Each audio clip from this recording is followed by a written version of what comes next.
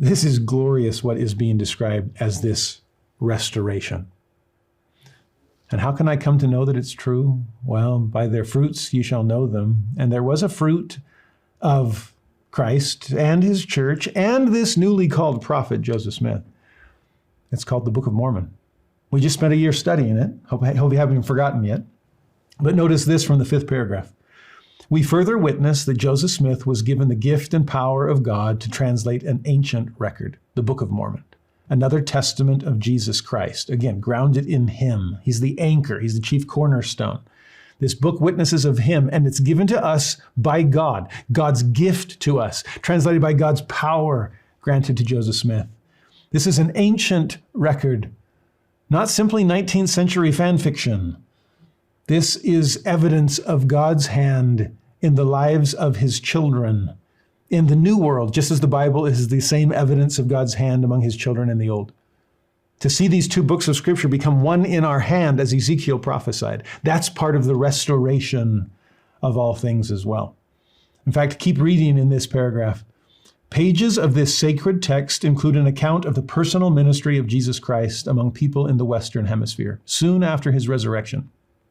It's amazing to try to condense the contents of the Book of Mormon to a single phrase. Well, they picked a good one. If you're going to emphasize anything, straight to 3 Nephi 11. Jesus has come here. He dwelt among, he ministered to the ancient inhabitants. And beyond that, what's its purpose? Not just its content.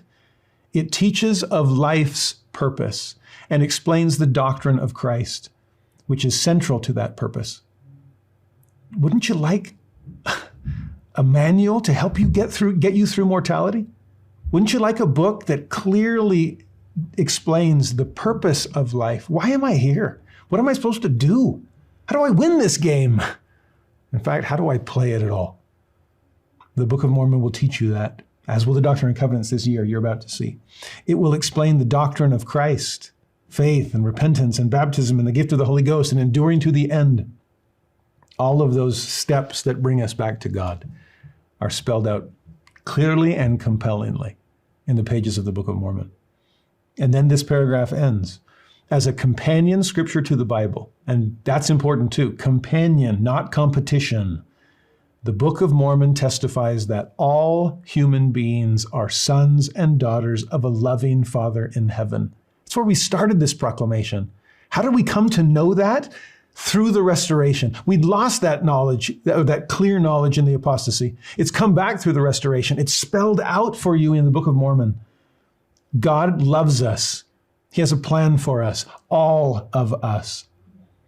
And then it ends, he has a divine plan for our lives, and his Son, Jesus Christ, speaks today as well as in days of old.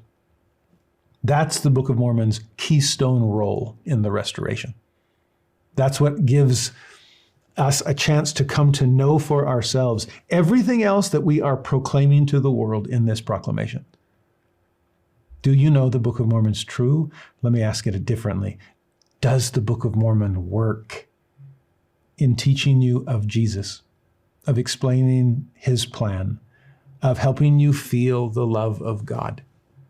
That is evidence that God is hard at work in restoring us to our relationship with him. And how will he do it? The same way he always has, by continuing to reveal truth to us, as he did in biblical times and Book of Mormon times, and yes, still does in Doctrine and Covenants times, on to the present.